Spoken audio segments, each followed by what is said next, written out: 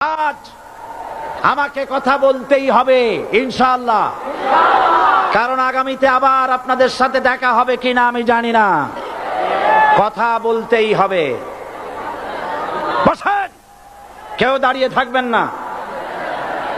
আমি দেখতে পাচ্ছি বাংলাদেশের ভাগ্য আকাশে উত্তর গগনে কালো মেঘ জমা হয়েছে, ঝড়ের পূর্বাভাস লক্ষ্য করছি। যদি মোকাবেলা করতে না পারেন সক্ষম ভাবে, এমন অন্ধকার গাঢ় কালো অমাবস্যার রাত আসতে পারে যার সুবে সাদে খাওয়া অসম্ভব। সুতরাং আপনারা কি কাপুরুষের মতো কাফের মুশরিকদের গোলামি করে মরতে চান? বিড়ালের মতো 500 বছর বেঁচে থাকার কোনো লাভ নাই। সিংহের মতো 1 ঘন্টা বাঁচতে চাই। আমাদেরকে বলা হয় সাম্প্রদায়িক উস্কানিমূলক কথা নাকি আমি বলি। পত্রপত্রিকা দিছে না তারা? সাম্প্রদায়িক উস্কানি কথা, সাম্প্রদায়িক উস্কানিমূলক কথা বলি। সেই জন্যই বোধহয় শত শত মুসলিম আমাদের কাছে এসে মুসলমান হয়। মানুষে আর বোকা বানানো যাবে না। যাবে কি? আর বোকা বানানো যাবে? তারপর বলছে কি, এরপরে বলছে আমাকে বলছে রাজাকার। শুনে রাখো চট্টগ্রামের লক্ষ লক্ষ জনতা, পার্লামেন্টে যখন আমাকে এই কথা বলা হয়েছিল, আমার পার্লামেন্টের কলিগ জাফরুল্লাহ চৌধুরী সাহেব বসে আছেন এখানে। হ্যাঁ, জাফরুল ইসলাম চৌধুরী বসে আছেন পাশে। প্রধানমন্ত্রী সুদ্ধা, অন্তত 3 শতাধিক পার্লামেন্টের সম্মানিত সদস্যরা সেদিন বসা। 1997 সনের বাজেট বক্তৃতা যখন আমি করতেছিলাম, ডক্টর কুদরতে খোদা, নাম রাখছে কুদরতে খোদা, আসলে গজবে খোদা। এই লোকটি নাস্তিক, ইসলামের চূড়ান্ত দুশমন। তার প্রণীত শিক্ষা ব্যবস্থার যখন সমালোচনা করছিলাম, ট্রেজারি বেঞ্চ থেকে আমাকে বলা হলো রাজাকার। আমি আমার সমস্ত শক্তি একত্রিত করে বলেছিলাম শুধুমাত্র হিন্দুস্তানের রাজাকারেরাই আমাকে রাজাকার বলতে পারে।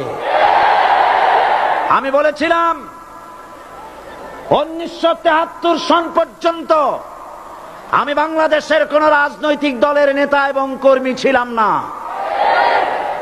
আমি রাজাকার নই। আমাকে রাজাকার বলে যদি তাকেও প্রমাণ করতে না পারে 10 কোটি টাকার মানহানি মামলা দায়ের করব। আমার এই বক্তব্য সারা দুনিয়া শুনেছে। পার্লামেন্টে আমার এই বক্তব্য রেকর্ড হয়ে আছে। সেদিন 3 শতাধিক পার্লামেন্ট মেম্বারের কেউ আমার চ্যালেঞ্জ গ্রহণ করেন নাই। যে কোনো ব্যক্তি পার্লামেন্টে গিয়ে আমার বক্তৃতা দেখে আসতে পারেন। এরপরে 1997 সনের 7ই অক্টোবর দৈনিক জনকণ্ঠ পত্রিকা যখন আমার বিরুদ্ধে লিখলো, সেই পত্রিকায় সাইদির ওপেন চ্যালেঞ্জ 8ম পাতা, 1997 7ই অক্টোবর, এত বড় 2 কলমে হেডিং। সেখানে আমি বলেছি বাংলাদেশের সকল সাংবাদিক, গোয়েন্দা বিভাগ, বাংলাদেশের সকল বুদ্ধিজীবীকে আমি আমার পিরোজপুরে আমন্ত্রণ করছি। আমার উপস্থিতিতে যদি কেউ প্রমাণ করতে পারে বাংলাদেশের স্বাধীনতা যুদ্ধের বিরুদ্ধে আমার কোনো ভূমিকা ছিল, সজ্ঞানে স্বেচ্ছায় জাতীয় সংসদের সদস্য পদ থেকে পদত্যাগ করব। 3 বছর পার হয়ে গেছে, আজ পর্যন্ত কেউ এই চ্যালেঞ্জের মোকাবেলা করে নাই। সুতরাং আমাকে যারা রাজাকার বলবে তারা পিতৃ পরিচয়হীন অবৈধ সন্তান। 1971 সনের, শোনো মুসলমানেরা, 1971 সনের কোন কাদা সাইদির গায়ে লাগে নাই। আমাকে রাজাকার বলে জনগণ থেকে বিচ্ছিন্ন করবা, জনগণ থেকে আমারে বিচ্ছিন্ন করা যাবে না। কারণ এই জনগণ আমার জন্য আসে না, এই জনগণ আসে আল্লাহর কোরআনের জন্য।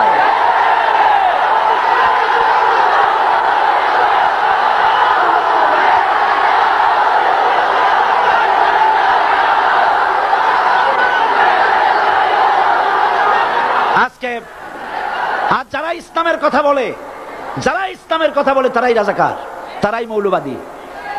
মৌলবাদী বললে আমরা অসন্তুষ্ট হই না, কারণ মৌলবাদী শব্দটা আসছে মূল থেকে। মৌল শব্দ এসেছে মূল থেকে। মূলবাদী তার মানে যারা মূলে আছে। মূল হলো কোরআন, মূল হলো হাদিস, মূল হলেন আল্লাহ, মূল হলেন আল্লাহ রসুল। আমরা আছি মূলে। এখন বলেন তো মূলের শক্তি বেশি না আগার শক্তি বেশি? আমাদের যারা মৌলবাদী বলে ওরা হলো আগাবাদী। মূলে আছে কত কোটি?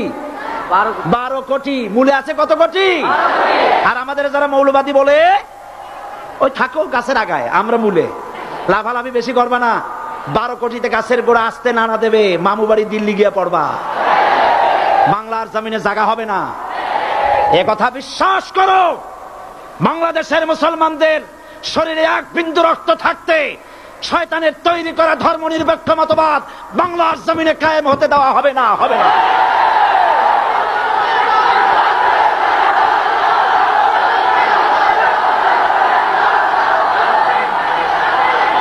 রাসূল করিম সাল্লাল্লাহু আলাইহি ওয়াসাল্লাম কোরআন প্রতিষ্ঠার জন্য আন্দোলন করেছিলেন। আয়াতুল কুরসি আমাদের সে কথাই শিখেছে। আল্লাহ রাব্বুল আলামিন বলেন, আল্লাহু লা ইলাহা ইল্লা হুয়াল হাইয়ুল কাইয়্যুম। প্রাণ খুলে পড়েন, আল্লাহু লা ইলাহা ইল্লা হুয়াল হাইয়ুল কাইয়্যুম। আল্লাহ হচ্ছেন তিনি যিনি ছাড়া কোনো ইলাহ নাই, আইনদাতা নাই, বিধানদাতা নাই। আমরা মানুষের তৈরি করা আইন মানি না। 12 কোটি মুসলমানের দেশে আইন তৈরি করবে মানুষ, আমরা মানব না। পার্লামেন্টে তৈরি হতে হবে কোরআন দিয়ে, পার্লামেন্টে আইন তৈরি হতে হবে কোরআন দিয়ে। সুতরাং ভয় যতই পান আর যতই ষড়যন্ত্র করেন, 4 দল যখন একত্রিত হয়েছে, ঐক্যবদ্ধ থাকবে, সরকার ঐক্যবদ্ধভাবে গঠন হবে, নির্বাচন ঐক্যবদ্ধভাবে হবে এবং কোরআন হবে, আল কোরআনের পার্লামেন্ট হবে বাংলাদেশে।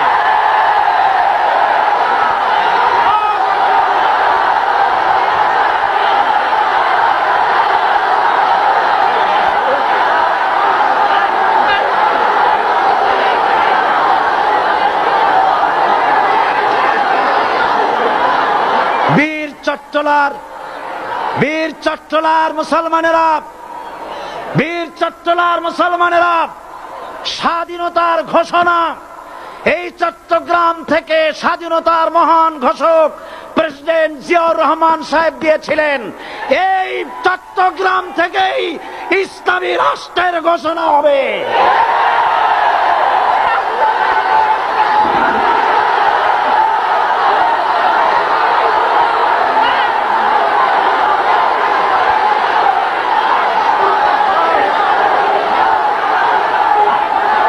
আশাবাদী আপনারা অবশ্যই তা পারবেন। আমি 100% বিশ্বাস করি ইনশাআল্লাহ। কারণ যে ষড়যন্ত্রের মোকাবেলা করে স্থানীয় রাজনৈতিক দলের নেতৃবৃন্দ কোরআনের মাহফিল সিনায় এনেছেন, আমি প্রথম দিনই বলেছি চট্টগ্রাম তাফসিরুল কোরআন মাহফিল কোন রাজনৈতিক দলের প্রতিনিধিত্ব করে না। এটা কোন জামাত শিবিরের একক সম্পদ নয়, এটা চট্টগ্রামের মুসলমানদের কলিজার টুকরা তাফসিরের মাহফিল। সুতরাং এই মাহফিল